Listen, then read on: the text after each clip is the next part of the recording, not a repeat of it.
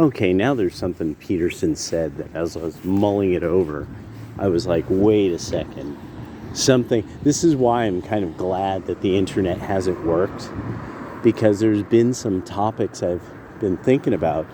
Put some thoughts down.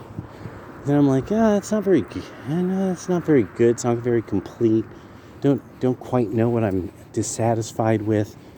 And then it's like, oh, heaven, God waits. Should be more like God, because God waits. So there was a post about boomers, that it was a reaction to boomers being mad that the young voted for Trump. And there was, one of these claims like, when the prices rise, you'll blah, blah, blah. Everyone who responded, the venom, and brilliant venom, but it was an indictment of the boomers. Every response was just this venomous indictment of an entire generation. And then something hit me as I was thinking about the thing Peterson brought up, the whole thing about and psychopathy becoming more normal in American society, of having no remorse. And then thinking of, what do we identify with the boomers and their fuck-ups? A lack of remorse. That the silent generation had to plead with the boomers to kind of forgive them. If you know your boomer music, Cats in the Cradle, one of the song that was endlessly on oldie stations. Endlessly. All kinds of great fucking songs from that era of time, but no, Cats in the Cradle and the Silver Spoon. Gotta have that one.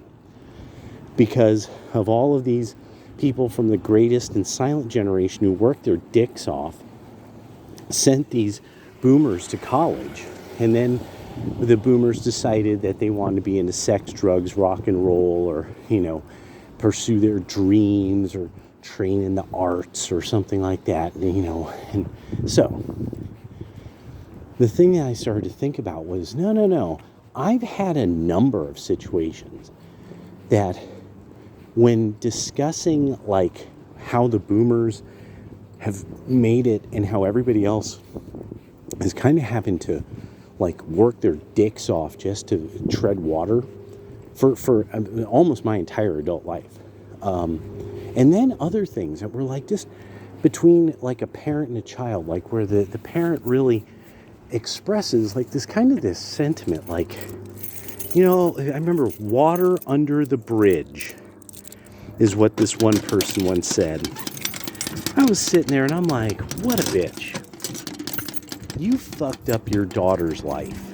And really her daughter was at the stage where, knew that her life was going to be endlessly tied to this boomer mom who was pretty much incapable. And was not going to be able to make it after a certain age. Yeah. Oh, look at this. It's Fluffy Pookie. Pookie the Fluffster. That's the, yeah, don't mess with that bee. You don't want that. You don't want none of that. It's going, what? What is that?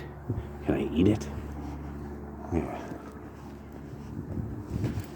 See, but the moment I unlock my door, he'll come up, and then I'll try to pet him, and he'll, run off.